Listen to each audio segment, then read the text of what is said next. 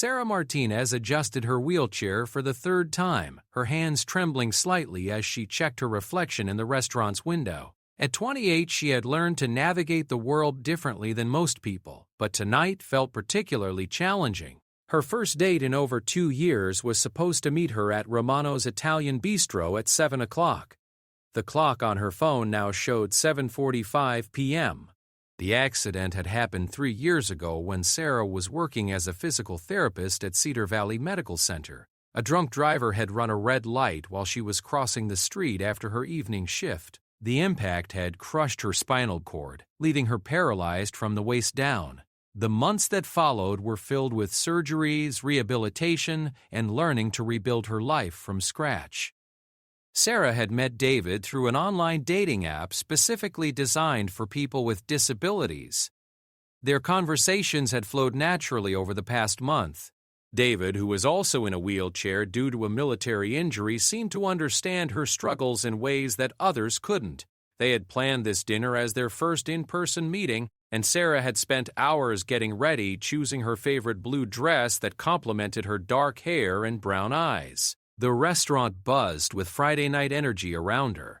Couples shared intimate conversations over candlelit tables. Families celebrated birthdays with laughter echoing through the dining room, and servers moved gracefully between tables carrying steaming plates of pasta and wine. Sarah felt increasingly conspicuous sitting alone at the table she had reserved, watching other patrons occasionally glance in her direction with expressions that ranged from curiosity to pity. Her phone remained stubbornly silent. No calls, no texts, no explanations. Sarah had already ordered a glass of water and declined the server's offer to bring bread 3 times. The young waitress, whose name tag read Emma, had been kind and patient, but Sarah could sense her growing concern as the minutes ticked by.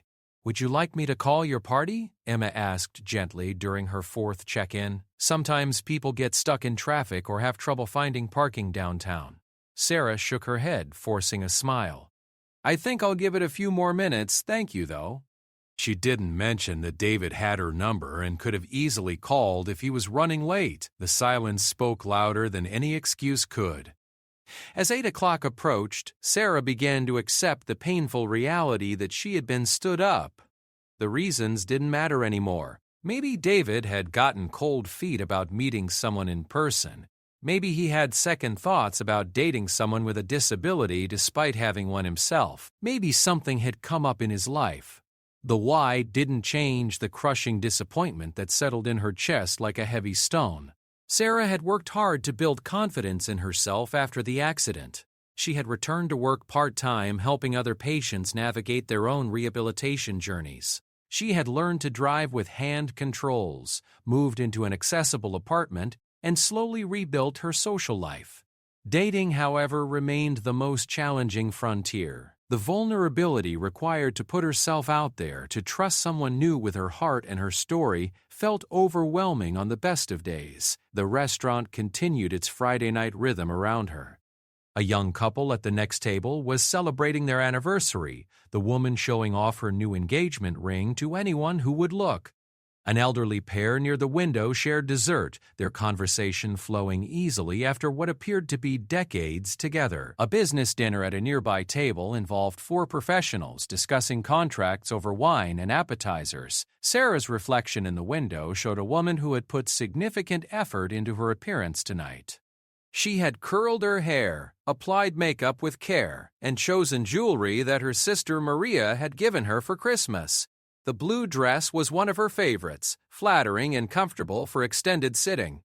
She had even splurged on a new lipstick for the occasion, a soft rose color that made her feel feminine and confident. The irony wasn't lost on her that she had worried about David's reaction to meeting her in person, wondering if he would be disappointed or uncomfortable. She had practiced conversations in her mind, preparing for awkward moments or insensitive questions. She had never considered that he simply wouldn't show up at all. Emma returned to the table with a gentle expression. "I hate to ask, but we have a waiting list tonight." "Would you like to move to the bar area, or would you prefer to order dinner at your table?"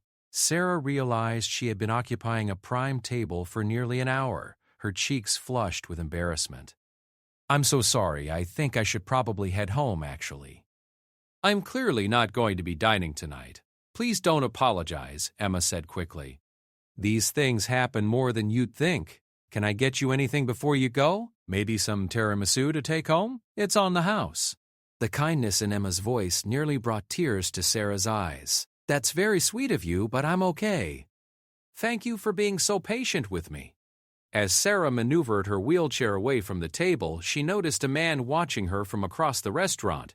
He was tall and distinguished, probably in his late 40s, with graying hair and kind eyes. He wore a dark suit that looked expensive but not flashy. Next to him sat a young girl, maybe 8 or 9 years old, with curly red hair and freckles across her nose. The girl was coloring in a book while occasionally looking up to observe the restaurant around her. The man's gaze wasn't one of pity or curiosity like she had grown accustomed to receiving. Instead, he seemed to be studying her with something that looked like recognition or understanding. When their eyes met briefly, he offered a small nod of acknowledgement before returning his attention to the young girl beside him. Sarah wheeled herself toward the restaurant's entrance, her heart heavy with disappointment and embarrassment. The evening that was supposed to mark a new chapter in her social life had instead reinforced her fears about putting herself out there. The accessible ramp leading to the door felt longer than usual, each push of her wheels echoing the rejection she felt. The October air outside was crisp and carried the scent of changing leaves. Romano's was located in the historic downtown district, where old brick buildings housed trendy restaurants, bookshops, and art galleries. On most Friday nights, Sarah enjoyed the energy of this area, the couples strolling hand in hand, the groups of friends heading to bars, the general buzz of people enjoying themselves. Sarah had parked in a handicapped spot directly in front of the restaurant, a small blessing that made her exit easier. Her modified Honda Civic waited faithfully, equipped with hand controls that had given her back the independence to drive herself wherever she needed to go. She had been so proud when she first passed her driving test with the new controls, feeling like she had reclaimed a crucial piece of her former life. As she unlocked her car and prepared to transfer from her wheelchair to the driver's seat, a skill she had practiced countless times until it became second nature, Sarah heard footsteps approaching behind her. She turned to see the distinguished man from the restaurant walking toward her with the young girl at his side. "Excuse me," he said in a warm voice with a slight accent she couldn't quite place. "I hope you don't mind my approaching you. I'm Marcus Sullivan, and this is my daughter Elena." Elena smiled shyly and offered a small wave. Up close, Sarah could see that the girl's eyes were the same deep brown as her father's, despite their different coloring. "I couldn't help but notice you dining alone tonight," Marcus continued. "I hope this doesn't sound presumptuous, but it looked like you might have been waiting for someone who didn't show up." Sarah felt her cheeks warm with embarrassment again. "Is it that obvious?" "I'm afraid it is to someone who has experienced similar disappointments," Marcus replied with a gentle smile. "Elena and I have a standing Friday night dinner date, just the two of us. We were wondering if you might like to join us. The evening is still young, and no one should have to end their Friday night feeling defeated." The invitation was so unexpected that Sarah was momentarily speechless. She looked from Marcus to Elena, trying to read their intentions. The little girl nodded enthusiastically. "Daddy's right," Elena said in a sweet voice. "You look sad, and sad people shouldn't eat alone. We always get dessert, and they have really good chocolate cake here." Marcus chuckled at his daughter's directness. "Elena has never met a stranger, and she has very strong opinions about proper dinner etiquette. But please don't feel obligated. I just thought the offer might brighten what appears to have been a disappointing evening." Sarah found herself caught between caution and curiosity. Everything about the situation seemed surreal. A stranger and his young daughter were inviting her to join their dinner after witnessing her humiliation. It could be a gesture of genuine kindness, or it could lead to an even more awkward situation. "I appreciate the offer, I really do," Sarah said carefully. "But I wouldn't want to intrude on your father-daughter time." "You wouldn't be intruding," Marcus assured her. "Elena and I eat here most Friday nights. We know the staff, we have our regular table, and honestly, we'd enjoy the company." Elena loves meeting new people, and I have to admit, eating with an 8-year-old every week can sometimes limit the conversation topics. Elena giggled at her father's comment. He's probably tired of hearing about my art class and soccer practice, she said to Sarah conspiratorially. There was something about Marcus that put Sarah at ease. His manner was respectful and genuine, without any trace of the discomfort or false cheer that many people exhibited around her disability. Elena seemed like a delightful child, curious and friendly without being intrusive. Are you sure you wouldn't mind? Sarah asked, surprising herself with her willingness to consider their invitation. We're absolutely sure, Marcus replied. In fact, Elena has already decided that you need to try the chocolate cake with vanilla ice cream.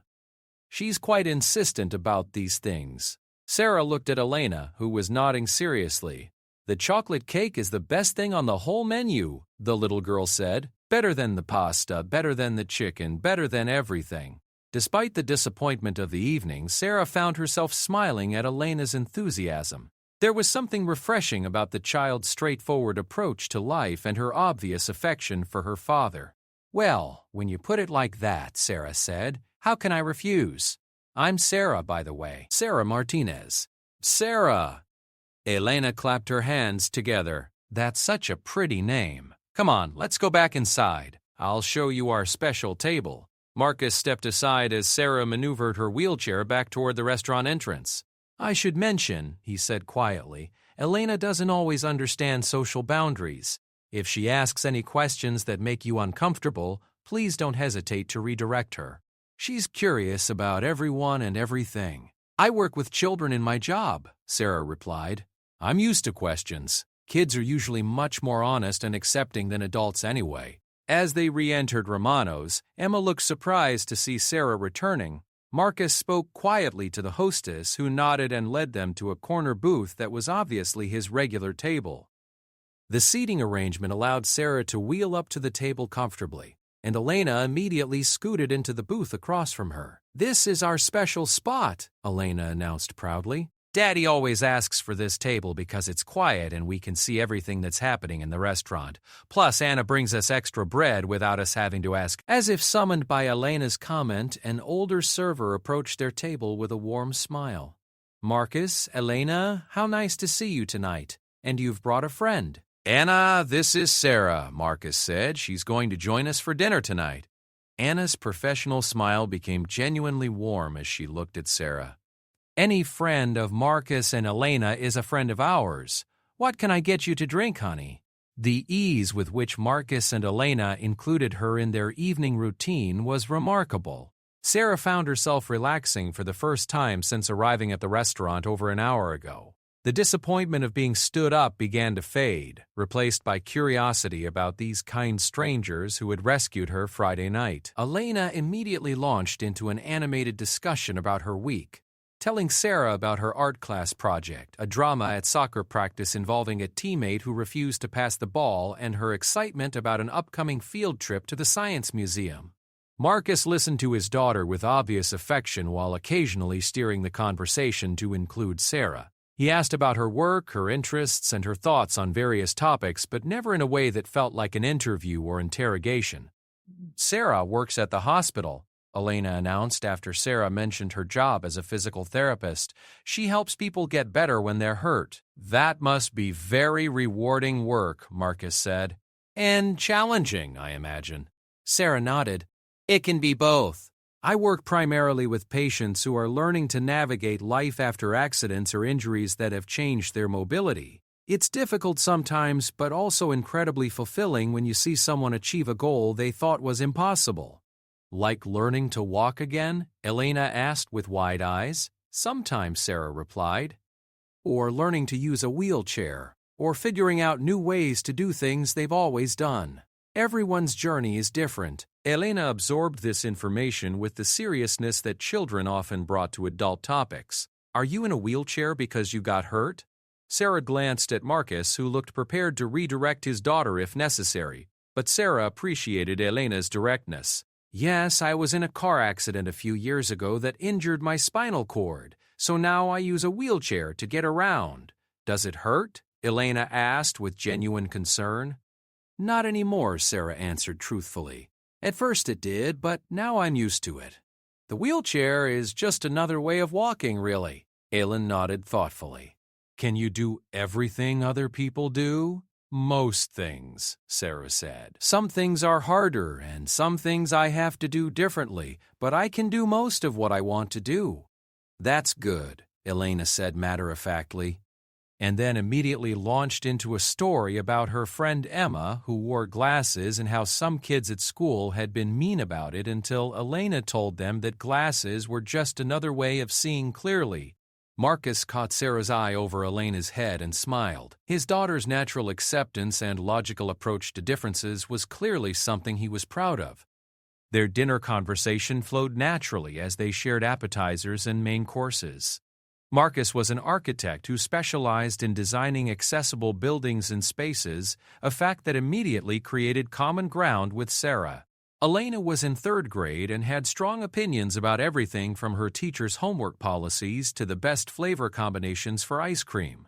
As the evening progressed, Sarah learned that Marcus was originally from Ireland but had lived in the United States for over 15 years. Elena's mother had passed away when Elena was 5, making Marcus a single father who was clearly devoted to his daughter. Elena, meanwhile, was a bright, articulate child who seemed to have inherited her father's thoughtful nature, along with a healthy dose of 8-year-old curiosity about the world.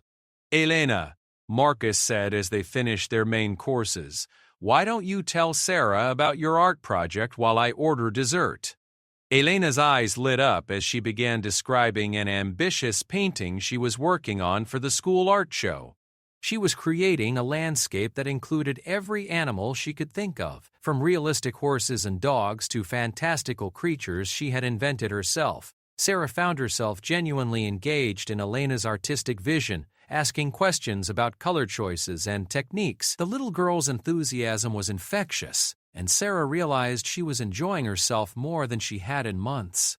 When Anna returned with the promised chocolate cake and vanilla ice cream, Elena insisted that Sarah have the first bite to properly appreciate the dessert's perfection.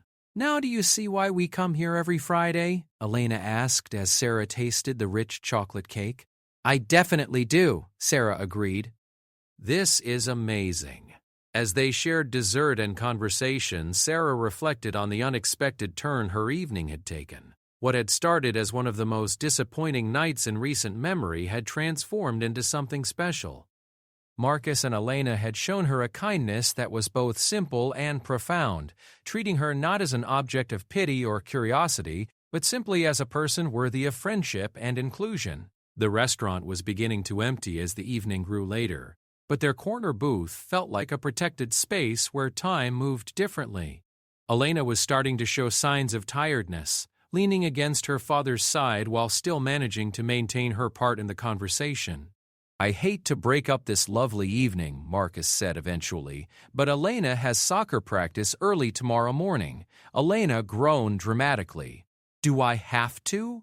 "Sarah is so nice, and we haven't finished talking about her job yet." Marcus chuckled. "I'm sure Sarah has other things she needs to do tonight, too. But maybe we'll see her again sometime." Sarah felt a small pang of disappointment at the evening ending. "I've had such a wonderful time. Thank you both for including me. You really turned around what was shaping up to be a pretty awful night." "It was our pleasure," Marcus said sincerely. "Elena, what do you say to Sarah for joining us for dinner?" "Thank you for eating with us," Elena said politely, then added with 8-year-old honesty, "You're much more interesting than most of Daddy's friends."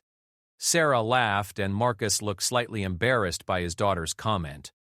"What Elena means is that most of my colleagues talk about building codes and zoning regulations, which isn't nearly as exciting as stories about helping people recover from injuries." As they prepared to leave the restaurant, Marcus insisted on paying for Sarah's portion of the dinner despite her protests. "You were our guest," he said firmly.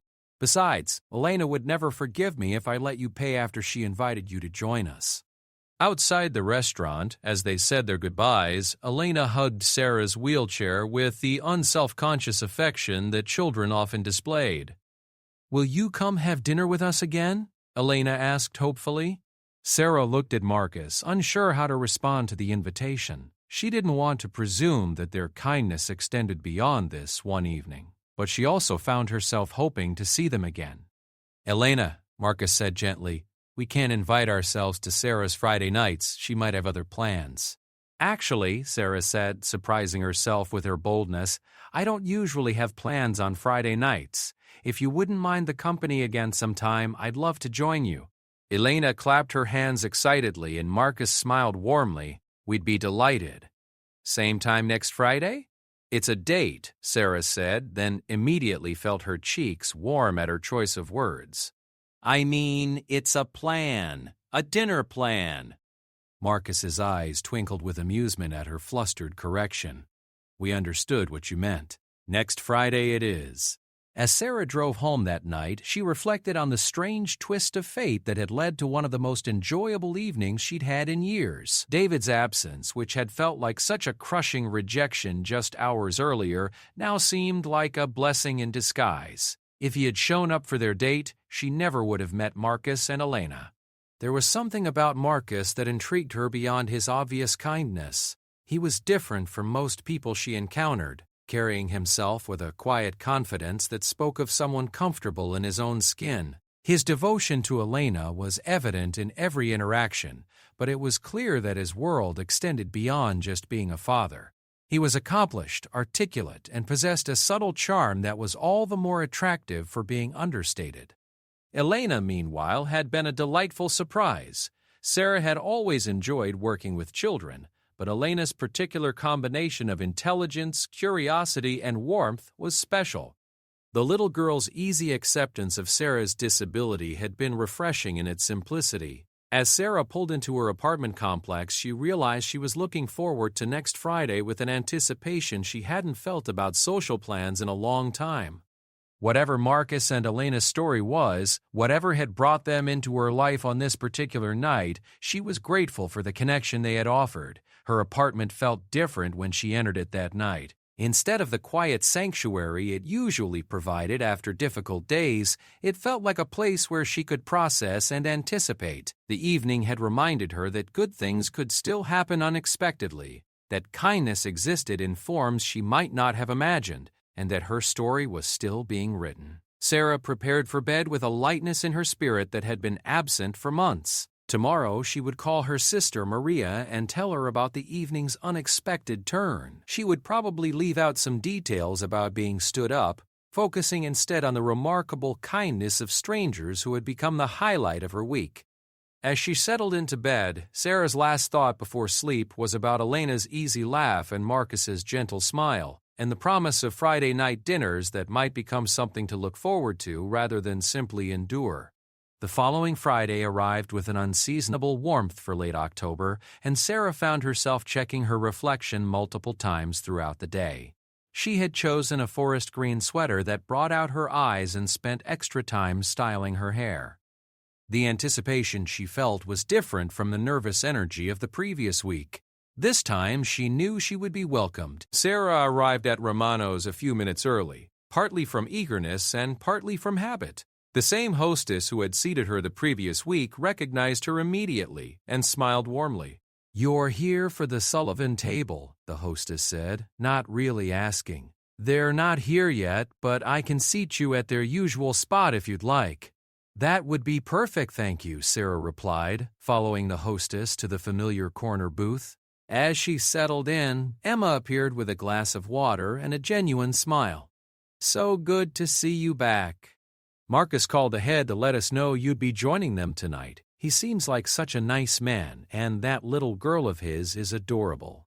"They really are special," Sarah agreed. "I'm lucky they took pity on me last week." "From what I could see, it looked more like genuine friendship than pity," Emma observed. "The way you all were laughing together, it was clear you fit right in with their little family dynamic." Before Sarah could respond, she heard Elena's distinctive voice calling her name from across the restaurant. The little girl was practically bouncing with excitement as she approached the table with Marcus following behind at a more measured pace. "Sarah! Sarah! You came back!" Elena exclaimed, sliding into the booth across from her with barely contained enthusiasm. I told everyone at school about you this week, and my teacher, Ms. P. Rodriguez, said that meeting new friends is one of the best parts of being 8 years old.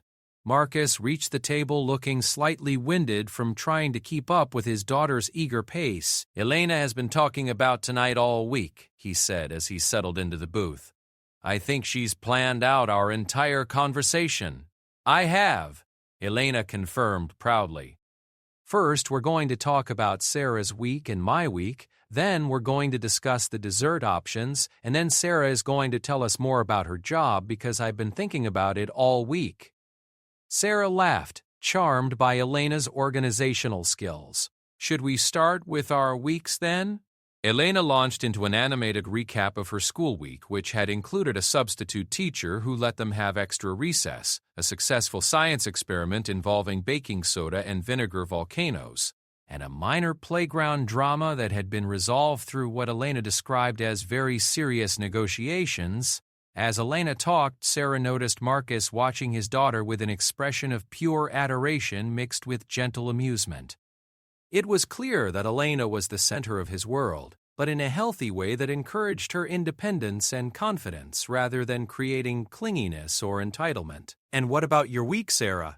Elena asked when she had finished her detailed report. Sarah shared some highlights from her work week, including a breakthrough with a teenage patient who had been resistant to therapy after a skateboarding accident. She found herself describing her job in more detail than she typically shared with new acquaintances, partly because of Elena's genuine interest, and partly because Marcus's questions demonstrated a sophisticated understanding of rehabilitation challenges. "You mentioned last week that you specialize in spinal cord injuries," Marcus said during a pause in the conversation.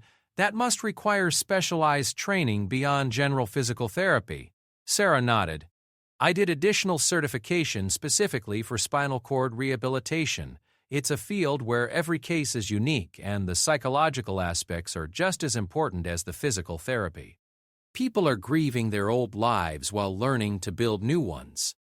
"That sounds really hard," Elena said thoughtfully, "but also really important." "It is both of those things," Sarah agreed. "It's probably the most challenging work I've ever done, but also the most meaningful." Marcus leaned forward slightly, his expression thoughtful. "How did you decide to specialize in that area? Was it something you were interested in before your accident, or did your own experience lead you in that direction?" The question was more personal than casual dinner conversation typically ventured, but Marcus's tone was respectful rather than invasive. Sarah appreciated that he acknowledged her accident directly rather than dancing around it. "Actually, it was something I was already moving toward," Sarah replied. "I had been working in general physical therapy for about 3 years when I started getting more interested in the complex cases, the patients who needed longer-term, more intensive rehabilitation. I was already considering pursuing additional training when my accident happened." She paused, remembering those difficult early months when returning to work had seemed impossible. "At first, I wasn't sure I could go back to physical therapy at all. It felt too close to my own trauma. But eventually I realized that my experience gave me insights that could help other patients in ways that I never could have before." Elena listened with the serious attention that children sometimes brought to adult conversations. "So something bad that happened to you turned into something that helps other people?" "In a way, yes," Sarah said. "It took a long time to see it that way, though. For a while, it just felt like something bad that happened to me." "My mom died when I was 5, Elena said matter-of-factly, causing Sarah to glance quickly at Marcus. "Daddy says that sad things can sometimes lead to important things, but that doesn't mean we have to be happy about the sad part." Marcus reached over and squeezed his daughter's hand gently. "That's right, sweetheart. We can be grateful for good things that come from difficult times without pretending that the difficult times weren't difficult." Sarah felt a wave of respect for Marcus's approach to helping Elena process her mother's death. The wisdom in his explanation was sophisticated yet accessible to a child's understanding. "Your daddy is very wise," Sarah told Elena. "That's exactly right. I'm glad that my experience helps me be better at my job, but I would still rather the accident hadn't happened." "Of course," Elena agreed. "Nobody wants bad things to happen." but I'm glad you can help people now because of it. Their conversation was interrupted by Anna's arrival to take their dinner orders. Elena immediately requested the chicken parmesan with extra cheese, while Marcus ordered the salmon. Sarah chose the mushroom risotto, having studied the menu during her wait the previous week, and will definitely need to see the dessert menu later, Elena informed Anna seriously. Sarah needs to try different things so she can decide what her favorite is. Elena has appointed herself as your official Romano's dessert advisor, Marcus explained to Sarah with a smile. I take that responsibility very seriously, Elena declared. Last week was just an introduction. Tonight we need to do proper research. As their food was being prepared, their conversation naturally shifted to other topics. Marcus shared stories about his architecture work, including a recent project designing a rehabilitation center that had required extensive consultation with accessibility experts. It's fascinating how much goes into creating truly accessible spaces, Marcus said. Most people think it's just about ramps and wider doorways, but there's so much more to consider. Sightlines, reach ranges, surface textures, lighting, sound acoustics. Sarah was impressed by his thorough understanding of accessibility needs. It sounds like you really dive deep into the research for your projects. I try to, Marcus replied. I think good architecture should serve everyone, not just able-bodied users. It's frustrating how many buildings are designed with accessibility as an afterthought rather than an integral part of the design process. Daddy always says that good design is invisible, Elena added, clearly repeating something she had heard often.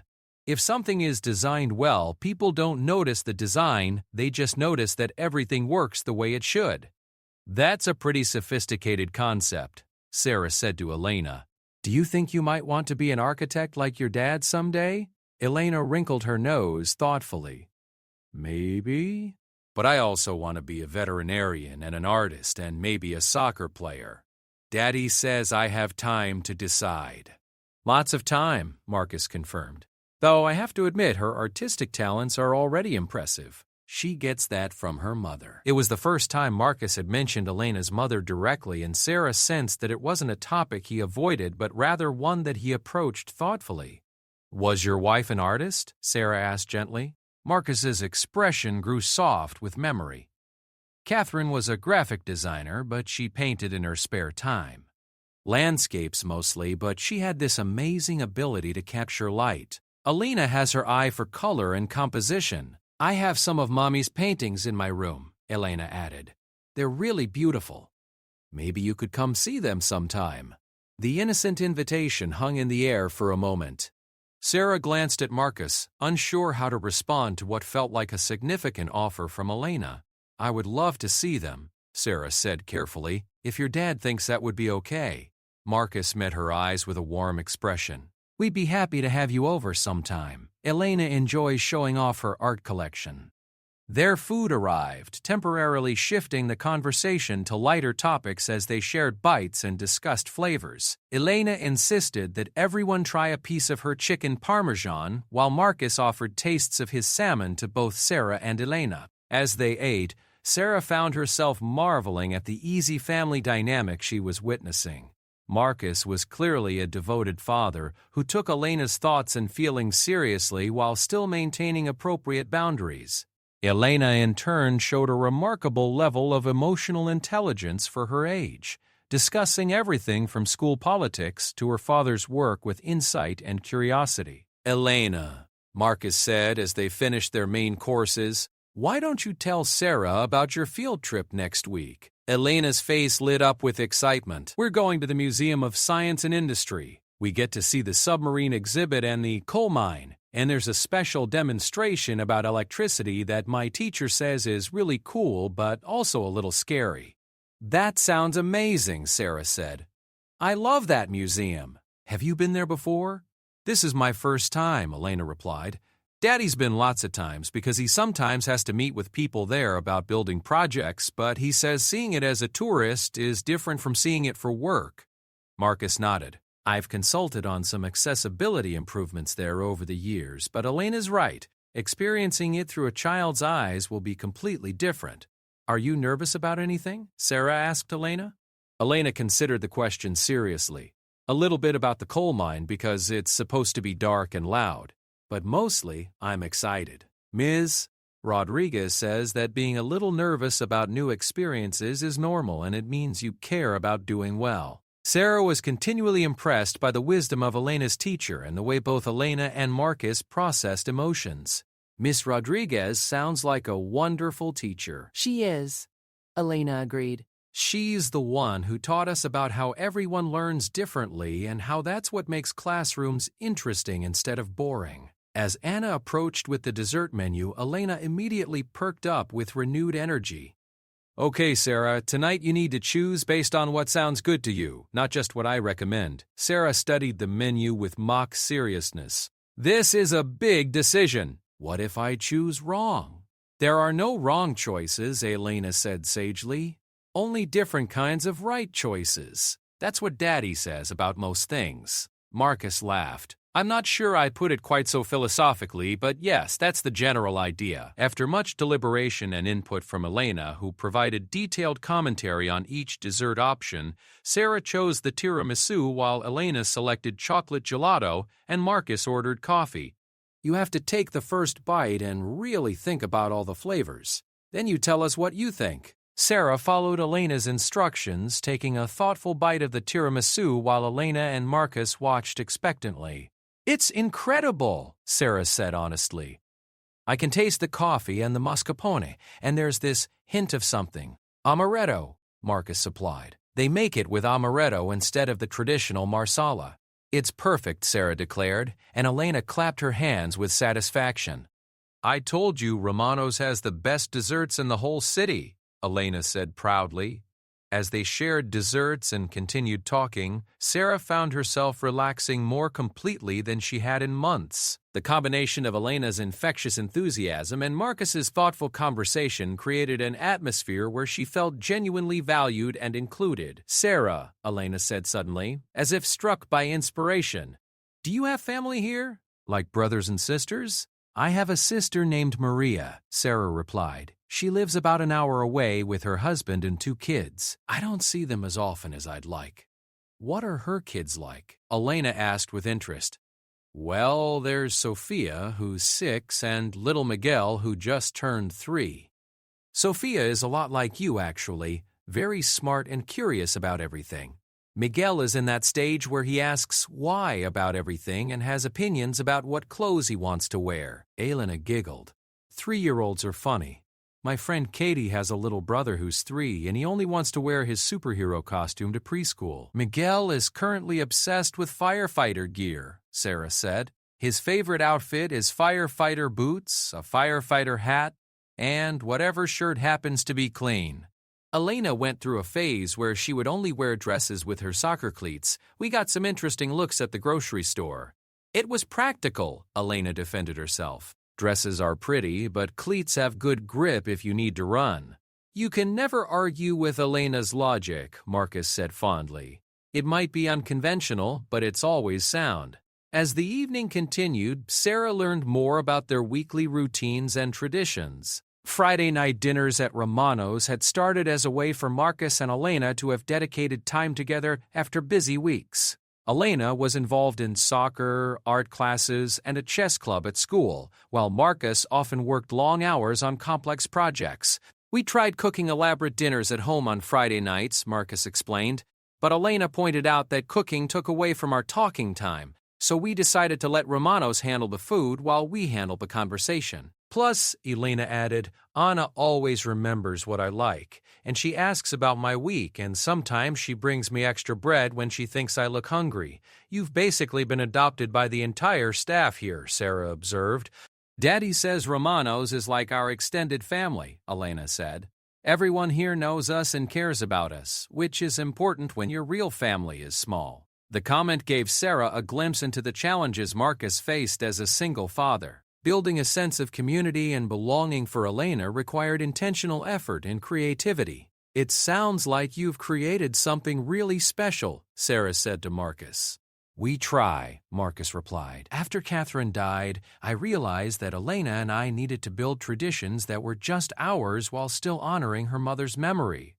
Friday night dinners became one of our most important rituals. Elena nodded seriously. Mommy used to make us special Saturday morning breakfasts with pancakes shaped like animals. Now Daddy makes them on Sundays instead, and we pretend they're the same animals, but they got older during the week. Sarah felt a tightness in her throat at Elena's matter-of-fact explanation of how they had adapted their traditions to accommodate their loss. The resilience and creativity both Marcus and Elena showed in rebuilding their family life was remarkable. "That sounds like a beautiful way to remember your mom," Sarah said softly. "She would have liked you," Elena said with a certainty that only children possessed. "Mommy always said that the best people are the ones who ask good questions and listen to the answers. You do both of those things." Marcus looked surprised by Elena's comment, as if his daughter had made a connection he hadn't expected. "Elena doesn't usually," Marcus began, then seemed to reconsider his words. "What I mean is, Elena is very thoughtful about the people she decides to trust." Sarah felt honored by Elena's assessment, understanding that the little girl's approval was both innocent and profound. Children often possessed an intuitive sense about people that adults learn to second-guess. As the restaurant began to quiet down around them, indicating that their evening was drawing to a close, Sarah felt the same reluctance to leave that she had experienced the previous week. "I hate that it's getting late," Elena said, echoing Sarah's thoughts. "This is always my favorite part of the week." "Mine too," Sarah admitted. "These Friday dinners have become the best part of my week as well." Marcus looked pleased by her comment. "We're so glad you've decided to join our little tradition. Elena and I were just discussing this afternoon how much we've enjoyed getting to know you." "Really?" Sarah asked, feeling a warmth spread through her chest. "Really," Elena confirmed. "Daddy said that some people just fit into your life like they were always meant to be there, and that's what you did." Sarah felt tears prick at her eyes at Elena's sweet honesty. "That's exactly how I feel too." As they prepared to leave, Marcus took care of the check while Elena carefully put on her jacket and gathered her small purse. The routine was clearly well established, and Sarah enjoyed watching their comfortable father-daughter synchronization. Outside the restaurant, as they said their goodbyes, Elena once again hugged Sarah's wheelchair with unselfconscious affection. "Same time next week?" Elena asked hopefully. "Absolutely," Sarah replied without hesitation. Marcus smiled at their exchange. "Actually, Sarah, I was wondering if you might be interested in joining us for something different next weekend. Elena has a soccer game on Saturday morning, and we usually go out for lunch afterward to celebrate, win or lose. Would you like to come watch her play and then grab lunch?" The invitation represented a step deeper into their world, and Sarah felt both excitement and nervousness at the prospect. "I would love to," she said. "I've never been to a kid's soccer game before." Elena bounced with excitement. "It's so much fun. I play midfielder, which means I get to run everywhere and help both offense and defense. And our team is called the Lightning Bolts, which is the coolest name in the whole league." "Elena is being modest," Marcus said with a proud smile. "She's actually one of the best players on her team.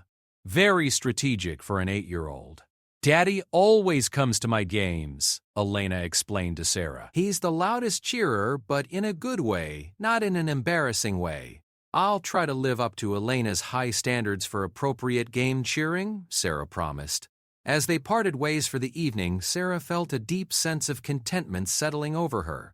The friendship that was developing with Marcus and Elena felt natural and unforced, growing organically from genuine mutual affection and interest. During the drive home, Sarah reflected on how profoundly her life had changed in just 2 weeks. The loneliness that had characterized so much of her post-accident life was beginning to lift, replaced by anticipation for shared experiences and the warm glow of belonging somewhere. Marcus and Elena represented something she hadn't realized she was missing, a sense of being chosen and valued not in spite of her circumstances, but simply as herself. Their acceptance felt complete and unconditional based on genuine affection rather than pity or obligation. As she prepared for bed that night, Sarah found herself looking forward to Elena's soccer game with an enthusiasm that surprised her. She had no experience with children's sports, but the opportunity to see Elena in her element and to support something that was important to her felt like a privilege. The growing friendship with Marcus was more complex and layered, involving emotions that Sarah wasn't quite ready to examine too closely. There was an undeniable attraction, but it was wrapped up in admiration for his parenting, respect for his professional integrity, and gratitude for his kindness. Whatever was developing between them felt both significant and delicate. Sarah's last conscious thought before sleep was about Elena's simple statement that some people just fit into your life like they were always meant to be there. For the first time since her accident, Sarah felt like she might be exactly where she belonged. Saturday morning arrived crisp and bright, with the kind of autumn weather that made everything feel possible. Sarah had spent considerable time choosing her outfit, settling on jeans, a warm sweater, and a light jacket. She wasn't sure about the protocol for children's soccer games, but she wanted to look appropriately supportive without overdressing. The soccer complex was larger than Sarah had expected, with multiple fields hosting games for different age groups. Parents lined the sidelines with folding chairs, coolers, and an impressive array of team spirit gear. Sarah felt a moment of uncertainty as she navigated the parking lot, wondering if she would be able to find Marcus and Elena among the crowd. Her concerns were quickly resolved when she heard Elena's unmistakable voice calling her name from across the parking lot. The little girl was running toward her at full speed, dressed in a bright blue uniform, with lightning bolts printed across the front and the number 7 on her back. "Sarah, you came!" "You came," Elena exclaimed as she reached Sarah's car. "Our warm-ups don't start for 10 more minutes, but I wanted to show you where our team sits and introduce you to everyone." Marcus appeared behind Elena at a more measured pace, carrying a folding chair and looking slightly apologetic. "She's been watching for your car for the past 15 minutes, he said with a smile. "I think she's more excited about you being here than she is about the actual game."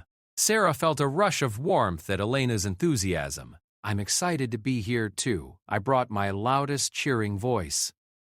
Elena giggled and took Sarah's hand to lead her toward the field. "Come on. I'll show you the best spot to watch from.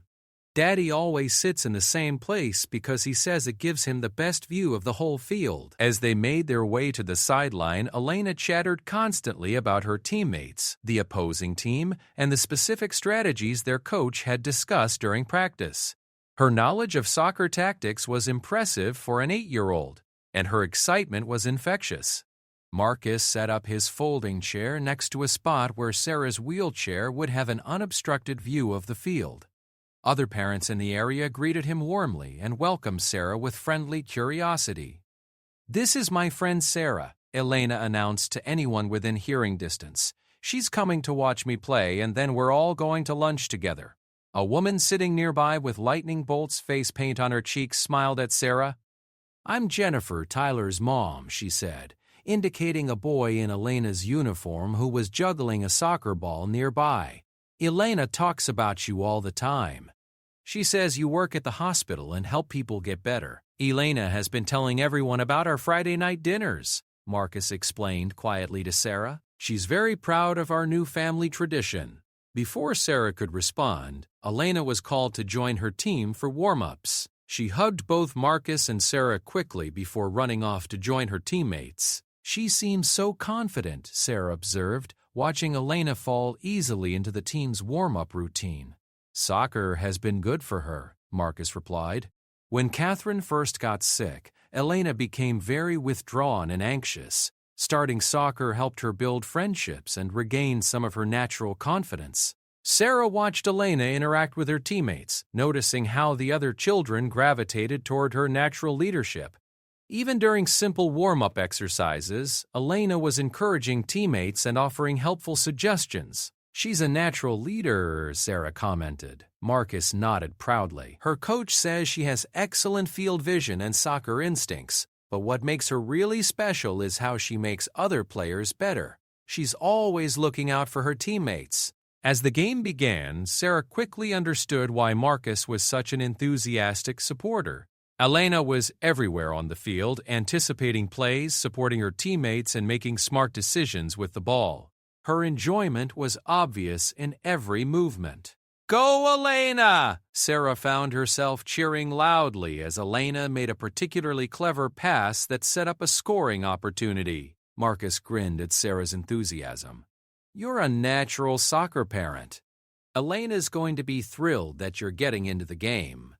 As the first half progressed, Sarah found herself caught up in the excitement of watching Elena play. The little girl's determination and skill were impressive, but it was her sportsmanship that really stood out. When an opponent fell, Elena was the first to offer a hand up. When a teammate made a mistake, Elena was there with encouragement. During halftime, Elena ran over to the sideline, her face flushed with excitement and exertion. "Did you see my pass to Ashley for the goal?" Elena asked breathlessly. "Coach Martinez says that assist was better than scoring myself because it helped the whole team." "I saw it," Sarah said enthusiastically. "That was incredible timing. You waited until exactly the right moment. Daddy taught me that soccer is about thinking as much as running. You have to see the whole field, not just where the ball is right now." Marcus ruffled Elena's hair affectionately. "Go get some water and listen to your coach, sweetheart. Sarah and I will be right here cheering for you." As Elena rejoined her team, Marcus turned to Sarah with a thoughtful expression. "She's never brought anyone to her games before," he said quietly. "Having you here really means a lot to her." "It means a lot to me, too," Sarah replied honestly. "I love seeing this side of her. She's so confident and capable out there." The second half was even more exciting than the first, with both teams playing aggressively but fairly. Elena continued to be a driving force for her team, making key defensive plays and setting up offensive opportunities. With 5 minutes left in the game, she scored a goal herself, a beautiful shot from just outside the penalty area. The celebration on the field was enthusiastic, with Elena's teammates mobbing her in congratulations. But even in her moment of triumph, Sarah noticed that Elena immediately looked to the sideline to share her joy with Marcus and Sarah. The Lightning Bolts won 3-1, and Elena's contributions had been significant throughout the game. As the teams lined up to shake hands, Sarah could see the mutual respect between the players and their obvious enjoyment of the competition. After the game, Elena ran over to Marcus and Sarah, her uniform grass-stained and her face glowing with satisfaction. "Did you see my goal?" she asked Sarah excitedly. "I've been practicing that shot for weeks." "It was perfect," Sarah said, meaning every word. "You placed it exactly where the goalkeeper couldn't reach it." Elena hugged both Marcus and Sarah, still bubbling with post-game energy. "And did you see how Ashley thanked me for the assist? And how I helped Katie up when she got knocked down? Coach Martinez says that being a good teammate is just as important as being a good player." "You were an excellent teammate today," Marcus said proudly. "I'm very proud of how you played and how you treated everyone on both teams."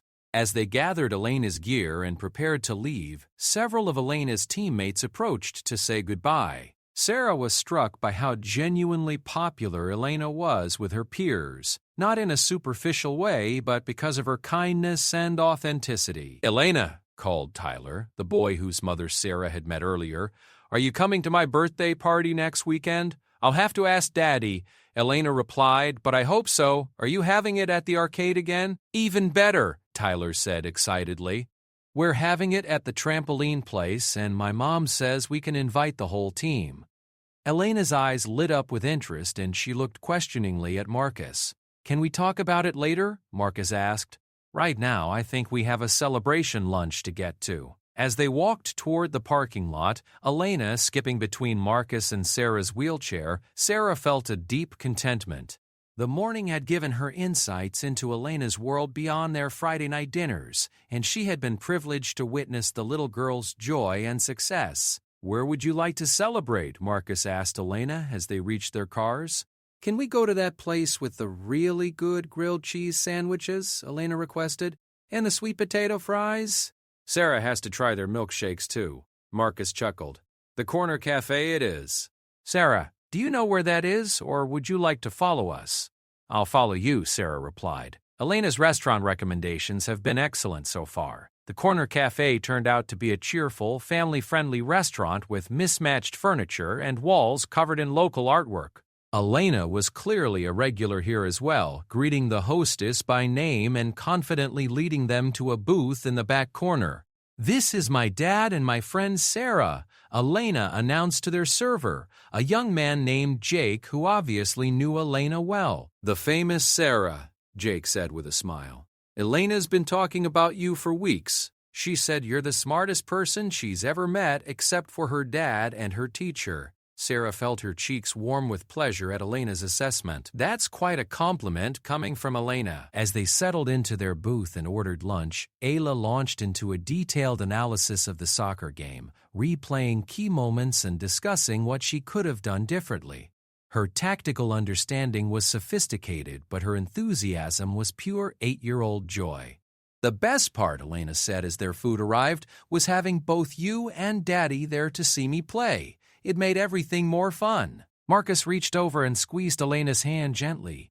"We loved watching you play, sweetheart. You had an amazing game. And now you both get to try the best milkshakes in the city," Elena said to Sarah. "I always get chocolate, but they have lots of flavors." Sarah ordered a strawberry milkshake while Marcus chose vanilla, and Elena supervised the first sips to ensure proper appreciation of the cafe's milkshake quality. "Perfect, right?" Elena asked Sarah expectantly. "Absolutely perfect," Sarah confirmed. "You really do know all the best places." As they enjoyed their post-game lunch, their conversation ranged from Elena's upcoming week at school to Marcus's latest architecture project to Sarah's plans for the weekend. The ease of their interaction continued to amaze Sarah. What had started as a chance encounter was evolving into something that felt increasingly like family. "Sarah," Elena said during a lull in the conversation, "next Friday is Halloween. Do you like Halloween?" "I do," Sarah replied. "Do you have big plans?" Elena's face lit up with excitement. "Our school is having a Halloween carnival with games and prizes and everything. And then Daddy and I always go trick-or-treating in our neighborhood. We usually get tons of candy." Marcus smiled at Elena's enthusiasm. Elena takes Halloween very seriously. She's been planning her costume since August. "What are you going to be?" Sarah asked. "A pirate captain," Elena announced proudly. "Not just a regular pirate, but a captain with a hat and a sword and everything. Daddy's going to be my first mate." Sarah laughed at the mental image of Marcus in pirate costume following Elena's lead. "That sounds like an excellent costume choice. What are you going to be for Halloween?" Elena asked Sarah. The question caught Sarah off guard. She hadn't considered Halloween costume plans, having spent the last few years avoiding the holiday entirely. "I haven't decided yet," Sarah said honestly. Elena's eyes brightened with inspiration. "You could be part of our pirate crew. We could be a whole pirate family." Sarah glanced at Marcus, unsure how to respond to Elena's spontaneous invitation. The idea of joining their Halloween plans was both appealing and overwhelming. "That's a wonderful idea, Elena," Marcus said gently, "but we should let Sarah think about it. She might have other Halloween plans." "Actually, I don't have any plans," Sarah admitted. "I usually just stay home and hand out candy to trick-or-treaters." Elena looked horrified by this revelation. "That's terrible. Halloween is supposed to be fun, not boring." "You have to come with us, Elena," Marcus said with a slight warning in his tone. "Remember what we've discussed about giving people choices without pressure." Elena nodded seriously, then turned to Sarah with a more measured approach. "Would you like to be part of our pirate crew for Halloween? It would be really fun, and our neighborhood is super safe for trick-or-treating. Plus, Mrs. Henderson makes the best caramel apples, and she always gives extra to people she really likes." The invitation was tempting, but Sarah felt uncertain about inserting herself into what was obviously an important tradition for Marcus and Elena. "It sounds wonderful," Sarah said carefully, "but I don't want to intrude on your special Halloween tradition." Marcus leaned forward slightly. "Sarah, you wouldn't be intruding. Elena's right that it would be fun to have you join us. But please don't feel pressured. We want you to do what feels comfortable for you." Elena nodded emphatically. "We want you to come because it would make Halloween more fun for all of us, not because you have to." Sarah looked at their expectant faces and felt her resistance melting away. The prospect of spending Halloween with Marcus and Elena was much more appealing than her usual solitary evening. "Well," Sarah said slowly, "I suppose I could look into pirate costumes. Would I need to bring my own sword?" Elena clapped her hands excitedly. "We can help you find everything. There's a costume store downtown that has the best pirate stuff. We could go shopping together." Marcus smiled warmly at Sarah's decision. "Elena will be an excellent costume consultant. She takes authenticity very seriously." "This is going to be the best Halloween ever," Elena declared with satisfaction. "A whole pirate family trick-or-treating together." As their lunch wound down, they made plans for the following week. In addition to their regular Friday night dinner, they would meet on Thursday evening to help Sarah find her pirate costume, and then spend Halloween night together as Elena's pirate crew. "I can't wait to introduce you to everyone in the neighborhood," Elena said as they prepared to leave the cafe.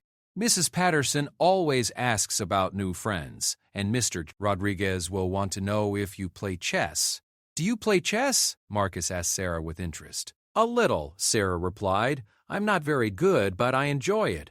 "Mr. Rodriguez loves teaching chess to anyone who's willing to learn," Elena explained. "He taught me, and now I'm in the chess club at school." As they said goodbye in the parking lot, Elena hugged Sarah with her usual enthusiasm. "Thank you for coming to my game today. It was so much more fun with you there." "Thank you for inviting me," Sarah replied. "I had a wonderful time." "You're an amazing soccer player." Marcus lingered after Elena had gotten into their car. "Sarah, I want you to know how much today meant to Elena. She's been talking about having you come to a game for weeks." "It meant a lot to me, too," Sarah said honestly. "She's such a special little girl." "She is," Marcus agreed, "and she's become very attached to you. I hope that's not overwhelming." Sarah shook her head quickly. "Not at all. I've become very attached to her too, to both of you actually." Marcus's expression grew warm. "I'm glad to hear that. Elena and I both feel like you've become an important part of our lives." As Sarah drove home that afternoon, she reflected on how much her world had expanded in just a few weeks. The friendship with Marcus and Elena was filling spaces in her life that she hadn't even realized were empty. Their easy acceptance and genuine affection had given her a sense of belonging that she hadn't experienced since before her accident. The prospect of Halloween with them felt both thrilling and slightly terrifying. It would be her first real social commitment since her accident. Her first time participating in a community tradition as part of a group rather than as an observer. But the nervous excitement she felt was different from the anxiety that had characterized so much of her post-accident social interactions. With Marcus and Elena, she felt safe to be herself, to take up space, to matter. That evening, Sarah called her sister Maria to tell her about the day's events.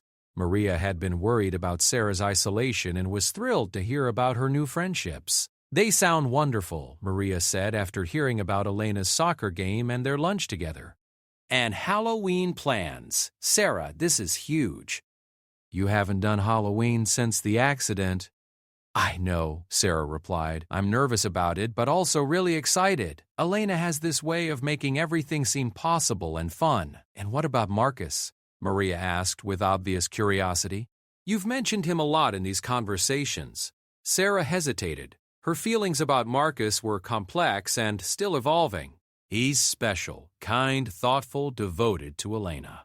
I enjoy his company." "But," Maria prompted, clearly sensing Sarah's uncertainty. "But I don't want to complicate things," Sarah said honestly. "Elena has become so important to me, and I don't want to risk that relationship by misreading signals or making assumptions about Marcus." Maria was quiet for a moment before responding. "Sarah, from everything you've told me, it sounds like both Marcus and Elena have made it pretty clear that you're important to them too. Maybe instead of worrying about complications, you could just enjoy whatever is developing naturally." After they hung up, Sarah found herself thinking about Maria's advice. The friendship with Marcus and Elena felt natural and unforced, growing organically from genuine mutual affection. Perhaps that was exactly what she needed to trust. As she prepared for bed, Sarah looked at her calendar and smiled at the week ahead. Thursday costume shopping with Elena, Friday night dinner at Romano's, and Halloween night trick-or-treating as part of a pirate crew. 3 weeks ago, her calendar had been empty except for work obligations. Now it was full of anticipation and connection. For the first time since her accident, Sarah felt like her life was expanding rather than contracting, filled with possibility rather than limitation. Marcus and Elena had shown her that belonging somewhere didn't require changing who she was or minimizing her needs. It simply required finding the right people who valued her exactly as she was. The future felt uncertain but hopeful, full of Friday night dinners and soccer games and Halloween adventures with two people who had somehow become essential to her happiness. Sarah fell asleep thinking about pirate costumes and Elena's laughter and Marcus's kind eyes, grateful for the unexpected ways that life could still surprise her with joy.